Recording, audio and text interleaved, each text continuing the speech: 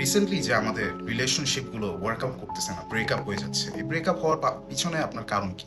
কারণগুলো হচ্ছে আপনার communication issues, because we don't talk to each আদার।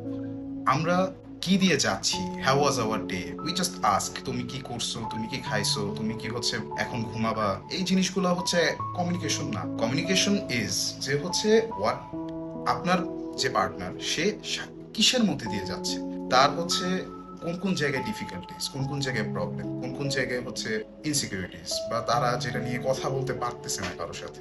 তারা চায় যে হচ্ছে তাদের পার্টনার এই জিনিসগুলো বুঝুক। এই জন্যই আমরা এই কমন কিছু ফেস শুনি, যেটা হচ্ছে তুমি আমাকে বুঝো না, আমাকে কেউ কখনোই বুঝে নাই। এই জিনিসগুলো কেন হয়? এগুলোর পিছনে অনেক কারণ আছে। একটা কারণ নিয়ে আমরা আজকে কথা বলি। একটা কারণ হচ্ছে আমরা কম্পেয়ার করি, যে হচ্ছে আমাদের রিলেশনশিপের সাথে আমাদের পাশে আরেকজনের রিলেশনশিপ আমরা তাদের সাথে তুলনা করি। কিভাবে করি? যে হচ্ছে ওর বয়ফ্রেন্ড তো এতগুলো ফুল আনছে, ওর বয়ফ্রেন্ড তো ওকে ডেটে নিয়ে গেছে, কিন্তু আমার বয়ফ্রেন্ড তো আমাকে নিয়ে যাচ্ছে না। ওর পরে ওর গার্লফ্রেন্ড হচ্ছে ওর জন্য রান্না করে পাঠাচ্ছে, আমার গার্লফ্রেন্ড পাঠাচ্ছে না। You first have to understand যে এই জিনিসগুলো হচ্ছে রিলেশনশিপ নষ্ট হওয়ার মূল কারণ। হচ্ছে যেখানে আমরা আছি, যার সাথে আছি, আমরা চেষ্টা করি না যে তাদের সাথেই আমরা ভালো থাকি, আমরা চেষ্টা করি যে হচ্ছে এর থেকে ভালো আমরা কি পাবো। আরেকজনকে দেখি ভাবি এটাই ভালো। ভাই, বাইরে থেকে দেখে সবই ভালো লাগে। আসলে হচ্ছে একটা রিলেশনশিপে আপনি যখন যাবেন, তখন হচ্ছে আরেকটা পার্সনের সাথে আপনি যখন থাকবেন, তখন হচ্ছে আপনার তাকে ভাল লাগবে না। কারণ শুরুর দিকে আপনার ভালো লাগা কাজ করে।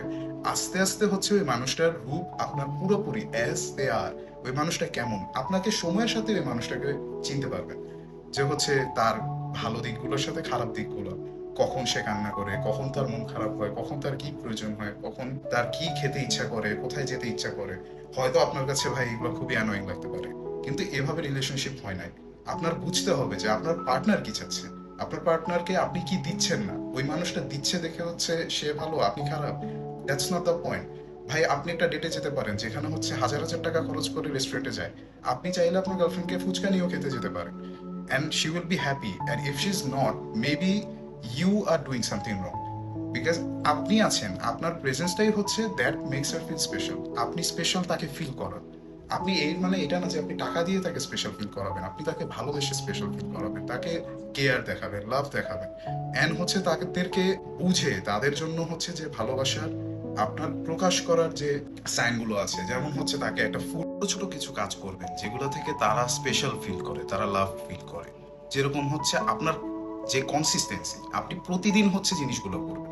মনে করবেন না জিনিসগুলো হচ্ছে ছোট, জিনিসগুলোকে আপনি হচ্ছে ছোট করে দেখছেন বিধায় সেটা ছোট। আপনি তার জন্য একটা ফুল নিবেন বা তাকে আই লাভ ইউ বলবেন, এই জিনিসগুলো